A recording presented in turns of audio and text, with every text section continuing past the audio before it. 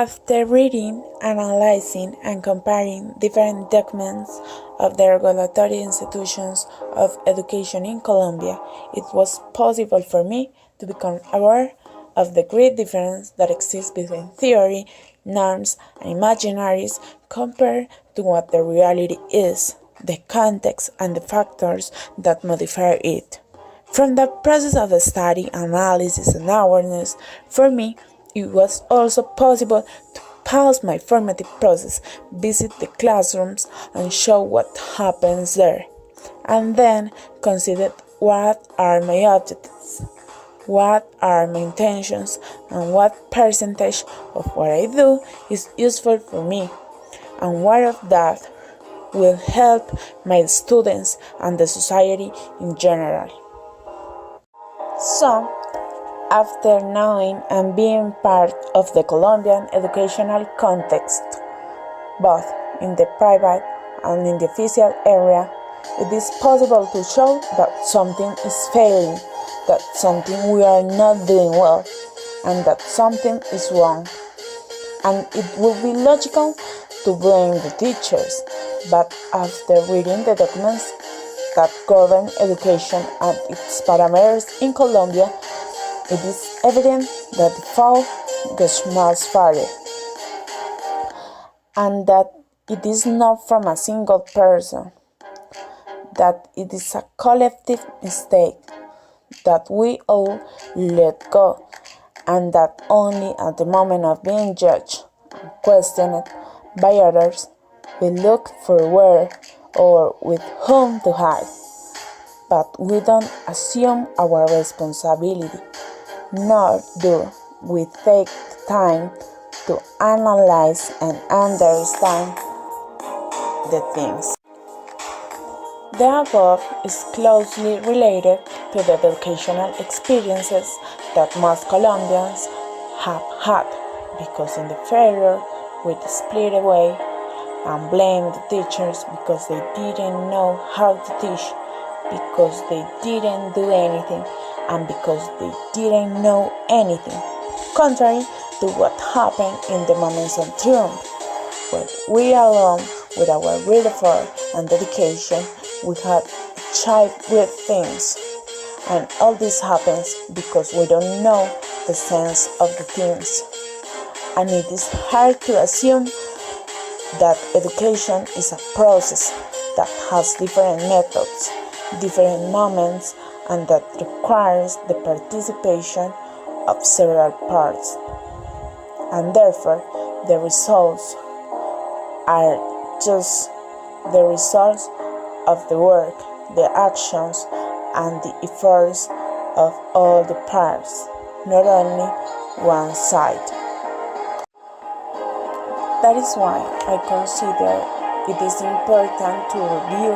and analyze the rules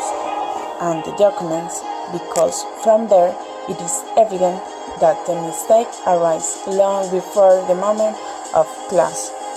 or the evaluation, and that those mistakes have more transcendence and impact than we can consider, because in those documents the greatest responsibility falls in a teacher who works for a long time, who tries to make all students have the same rhythm, who must ensure the welfare of students but must demand them the same level, who with their own resources should find and get the necessary materials for the class, who must execute and know about different professions at the same time, and all this for a salary that is miserable compared to the work performed, what ultimately ends up being a violation of the students, teachers, and even families' rights. So, those moments, experiences, and analysis have forced me to stop and take a step back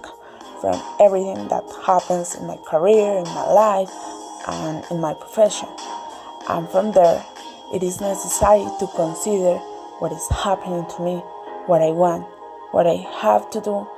and what I'm working on. And it is at that moment that I am aware that teachers are being trained as machines, that we are being prepared to work with machines, that there are no times or spaces,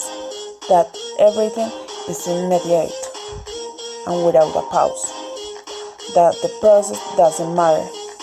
and only the results are relevant. And it is from the above that I identify that the process has led me to be a slave of the system, that I don't have time to think and imagine, that everything must be done because it is an obligation, and that is precisely what bothers me and with what I'm not agree, because my motivation to study and teaching program was to generate a change first in me, and it is possible in others. I was also excited to think that the career will allow me to improve, but it seems that it doesn't fit in the standards. So, if I want to be happy, do the things well, and help the others, I must be aware that I have to find, and that it will not be easy, but it will not be impossible,